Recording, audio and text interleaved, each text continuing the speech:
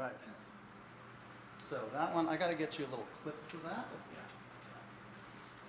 Jim Estill is used to being mic'd up. It's a brand new mic. And not only because he's the president at global appliance manufacturer Danby. Ever since announcing a $1.5 million donation for 50 Syrian refugee families to come to Guelph in summer 2015, he's garnered media attention from outlets everywhere. The BBC, CBS, The Guardian, CBC, and the list goes on. Yet, he remains a humble and principled man committed to his community of Guelph.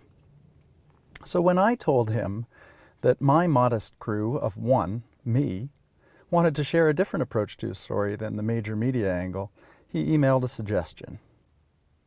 His email had the subject line, "Might be tough to film, but...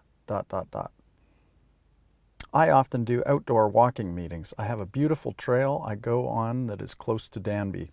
Could film while walking or could simply take the walk and film by the river. It fits with my health focus. One thing I like to do is spend at least 20 minutes per day outdoors." So I wrote back to him, "Okay, I'm game, rain or shine."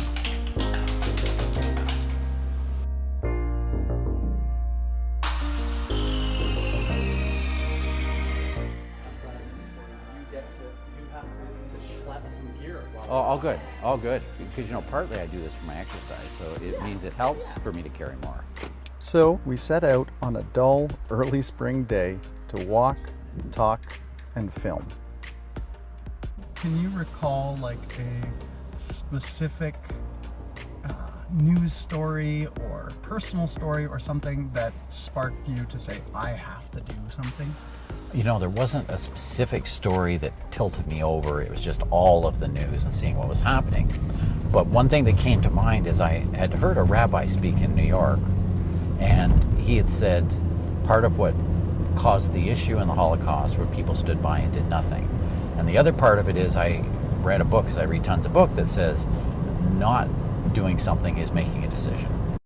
Well, I originally went to the churches, the mosque, the synagogue, and but very quickly the press picked up the story and people started calling.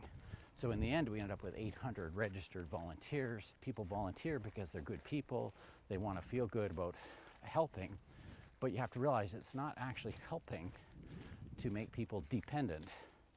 You're better off, you want to get people to independence. Yeah. You grew up without a TV set. Yes, I did. All right. And you're a videographer. I guess you'll never get to watch this. No wonder the bad press. So I'm a big reader. I believe in reading. I don't believe in owning books, because if I own books, I'd have to have too many bookshelves. So I believe in sharing them. I love the library, but even then, most of the books I get are given to me or loaned to me and passed on. We had nearly reached our turnaround point at the Speed River, and I had so many more questions I wanted to ask him. So we paused at the riverbank, and I even let him put the camera down. So isn't this place gorgeous? It is nice. This is totally gorgeous. I probably think differently than many people. Yeah. And so I tend to think on scale, and I tend to think larger. Like when I actually did this project, I didn't think it was a big deal, because I'm bringing in 200, 250 people in a population of 120,000. Yeah. That's like nothing. Out of several million people that need help. Yeah. So you're helping 250 out of millions. Yeah. Like I thought, okay, I'm doing a thimble. I'm not really doing much. Yeah. It is more, to tell you the truth, the media and the press thought it was a big deal, and but it isn't a big deal. And so I changed also my motive to try to inspire others to do the same thing. When I first started, okay, great, I'll take my thimble and do my thimble of water, and then the press got a hold of it and said, okay, great, I'll inspire others to do their thimble, and then pretty soon we'll make a meaningful impact.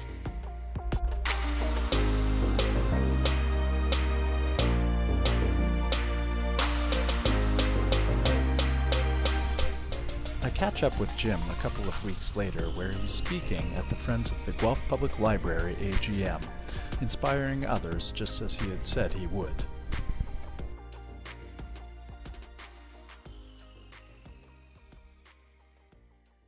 Sometimes people say, oh, they don't want refugees or immigrants. And so I say, you're right, Guelph should never have let in refugees like those Hungarians, because they go and they start these companies like Linamar, that is the biggest employer in Guelph, because he was a refugee. He wasn't even an immigrant, he's a refugee.